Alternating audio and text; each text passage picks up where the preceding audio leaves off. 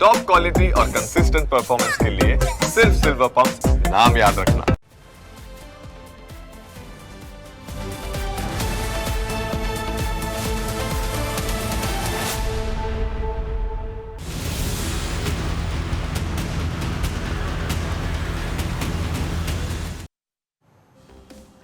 આપણે ત્યાં અંધશ્રદ્ધાનું ચલણ એટલું વધી ગયું છે કે તેમાં ઘણીવાર રાજનેતાઓ પણ વિશ્વાસ કરતા થઈ જાય છે। ગુજરાતમાં થોડા વર્ષ પહેલાં ધનજી ઓડ નામનો એક ભુવાજી ભારે ચર્ચામાં આવ્યો।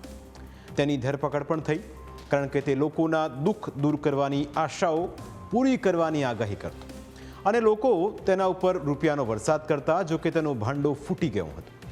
તે સમયે એવા અહેવાલ પણ સામે આવ્યા હતા કે ઢબુડી માતાના દરબારમાં રાજનેતાઓ પણ પોતાનું રાજકીય ભવિષ્ય ભાંકવા જતા। ભુવાજીની ભવિષ્યવાણીઓ સાચી પડી કે નહીં તેનો તો ખ્યાલ નથી, પણ જે નેતાઓ ઢબુડી માતાને ત્યાં જતા હતા તે હવે ઘરે બેસી ગયા છે। આવો જ એક ભુવાજી આજકાલ ચર્ચાનું કેન્દ્ર બન્યો છે। વાવ થરા જિલ્લાના આ ભુવાજી ગોંદાભાઈએ ગેનીબેનના નજીકના ગણાતા માંગીલાલ પટેલ માટે આગાહી કરી છે। ડુવા ગામે રમેલ દરમિયાન ભુવાજીએ દાવો કર્યો કે માંગીલાલ પટેલ વર્ષ 2027માં ધારાસભ્ય તરીકે ચૂંટાશે। આટલે સુધી તો ઠીક, પણ માંગીલાલ પટેલ 11,000 મતોથી જીતશે તેવો પણ ભુવાજીએ દાવો કર્યો છે। ભુવાજીને સાંભળશો તો તમને થશે કે માંગીલાલ સામે હથિયાર હેઠા મૂકી દેવા પડશે। મોગીલાલ મોગીલાલ મોગીલાલ નું ન કરાવું તો મારું નામ ગોગો નહીં हमको स्वाद होने भाई જા તારી જીત જીતને જીત હર જગ્યા જીત। કદાચ તું એક હોતડું રાખને હેડદો કે ડોવાના ખેડે કેરા ભલાની ગુવાડીમાં ગોગો તેલવાડામાં બેઠો છે, હાચો ઈ બોલ્યો હાચો। અને ધારાસભ્ય ટિકિટો પહેલો આગુ બોલો કે 11,000 વોટ ના મારા આંકડા પડી ગયા ખરો ખરો આ મારો વેણે ખરો એમાં હાર પેર થાય પો કોઈ તો ડોગરા પહેલ તો એમ કે તારી ડોગરા કે ભૂત બોલી તો કોક આ લાઈફ માં બોલો મોજ મારી હે? જાહેર બોલે જેવું।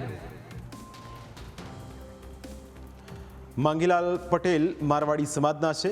મારવાડી પટેલ સમાજમાં તેમનું વર્ચસ્વ છે અને તેઓ ગેનીબેનના ખાસ ગણાય છે, એટલે કે તેઓ કોંગ્રેસમાં છે। પણ હવે પાર્ટીએ નક્કી નથી કરવાનું કે માંગીલાલને ટિકિટ આપવી કે નહીં, લોકોએ નક્કી નથી કરવાનું કે માંગીલાલને ચૂંટવા કે નહીં।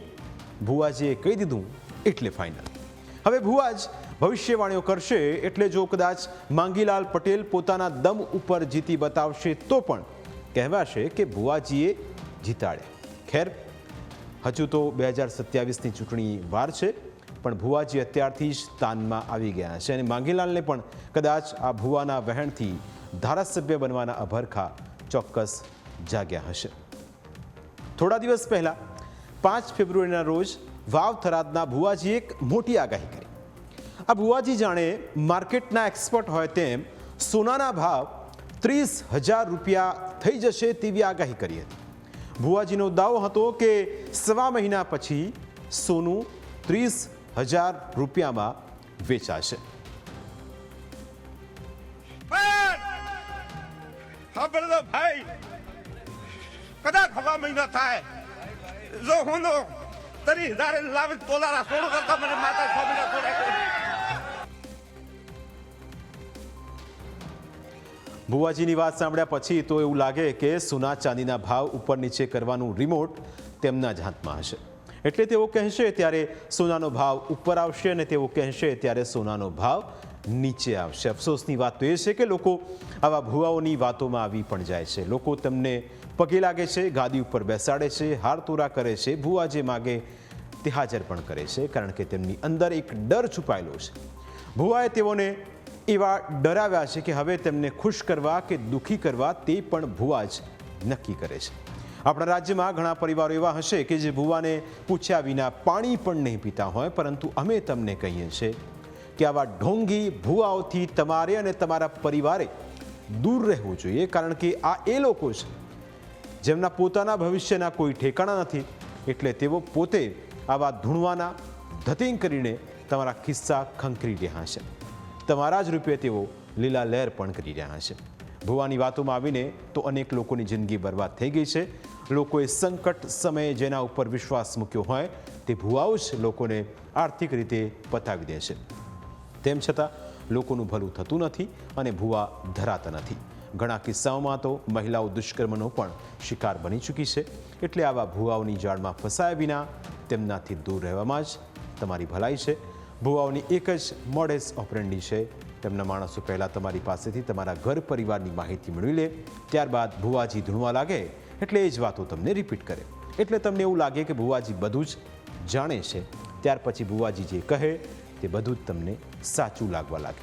પણ અંધશ્રદ્ધામાં માનશો તો આંધળા બનીને લૂંટાતા રહેશો. એટલે ભુવા કરતાં ભગવાન પર ભરોસો રાખો, પોતાની મહેનત ઉપર ભરોસો રાખો, તો જિંદગીમાં પરિવર્તન આવશે અને આવા ભુવાના રવાડે તમે નહીં ચડો.